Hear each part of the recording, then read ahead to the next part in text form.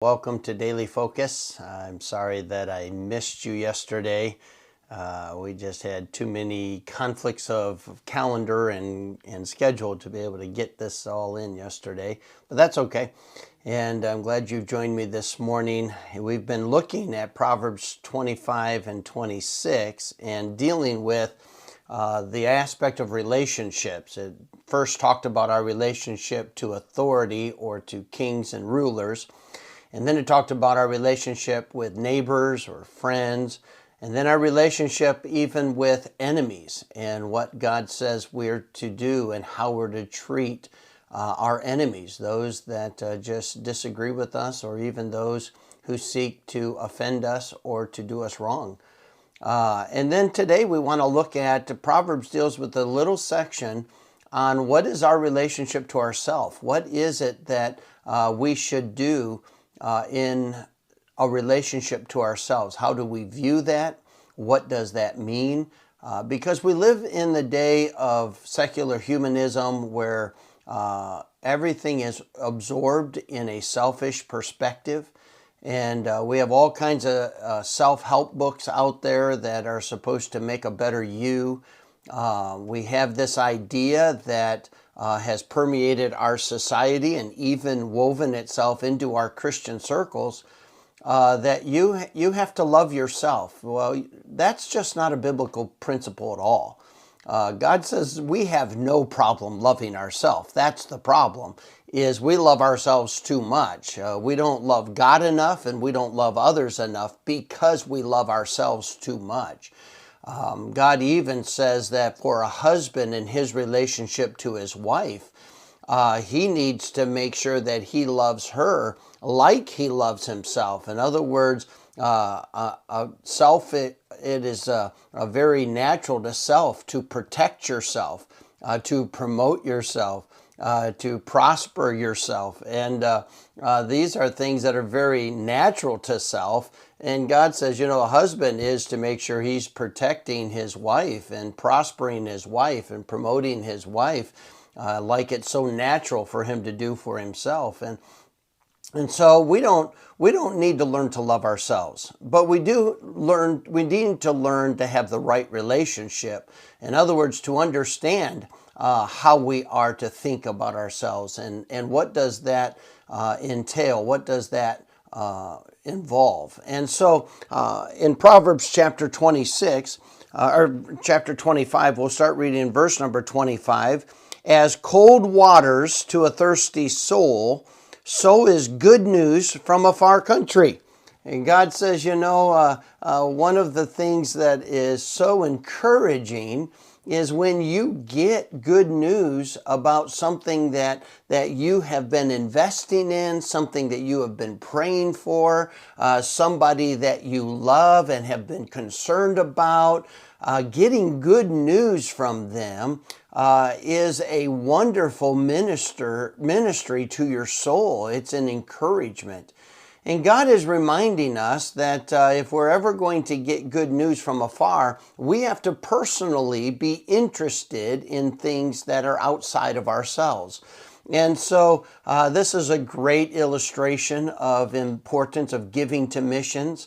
It's important that you've adopted a missionary, that you desire to get to know a family specifically and to be able to pray for them specifically and maybe even go visit them on the field and to get a real heartbeat for what they're going through and what they face so that you can pray intentionally for them. And then when you hear how God has answered prayer, when fruit has been born and abounds, you rejoice in that and you feel like you've had a part in that. And that's kind of the picture there as it relates to that illustration.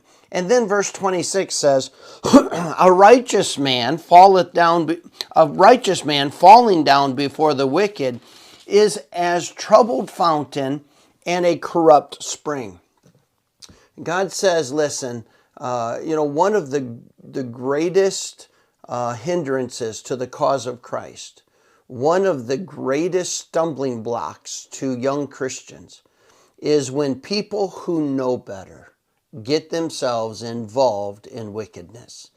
When people who have had a testimony and they've had an influence, and people follow them because they've been influenced by their testimony and by their teaching, when that person falls into wickedness, when he falls down before wickedness, there is huge trouble that comes. People's faith has been shaken. People's lives have been affected. And it is a very negative thing. And so God is saying, listen, we have a responsibility that we conduct ourselves in such a way that we don't allow our testimony to be stained in that fashion, that we don't become a stumbling block to those that are looking at the Christian life, those who have been under the conviction of the Spirit of God. Sometimes the devil only needs to get a seasoned Christian to fall in order to keep somebody from getting saved. It might be that young Christian who's trying to figure out just how committed and dedicated his life should be to Christ. And all it takes is for a seasoned Christian to stumble and fall, for them to throw in the towel and say, I don't even think this is worth it. And so God is saying, we have a responsibility to maintain a testimony. Now, we can't do it without the help of the Spirit of God, and God's not insinuating that you can.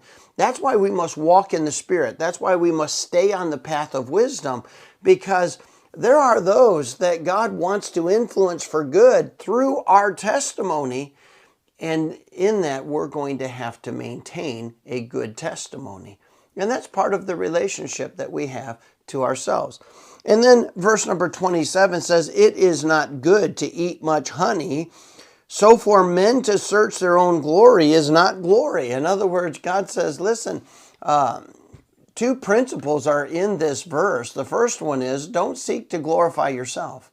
Don't seek to honor yourself. Don't sing your own praises. Proverbs says in another place that do not praise not to lift yourself up, but let another man praise you. In other words, let other people speak well of what you have done, accomplished. Let them do the speaking. Don't be a self-promoter. Don't be that type of person that's got to build your own honor or build your own glory. God says don't do that. And then the second thing is he's talking about moderation. Sometimes it's just not good to have too much of a good thing. God is saying, moderation is important. Honey is good for you. But if you eat too much honey, it's going to affect you. And the same thing is true of many, many different things. And so God is saying, listen, you want to make sure that you're pacing that which you're doing for the cause of Christ, in the sense of letting God direct your steps, not getting ahead of God, not lagging behind God, but simply walking in step with God so that His will can be accomplished in your life. And in the process, those that are influenced and affected by your testimony and your work for God, they'll be the ones that'll talk about you, and you just let them take care of all of that. Don't try to build your own glory. And then the last couple of things, he that hath no rule over his own spirit is like a city that is broken down and without walls. If you can't rule your spirit, if you've got an anger problem, you're going to ruin your testimony. You're going to try to defend yourself and justify your anger, but you just became a real target for the devil to destroy, and he will destroy you, because with an anger problem, you have very little defense. That's what that verse says.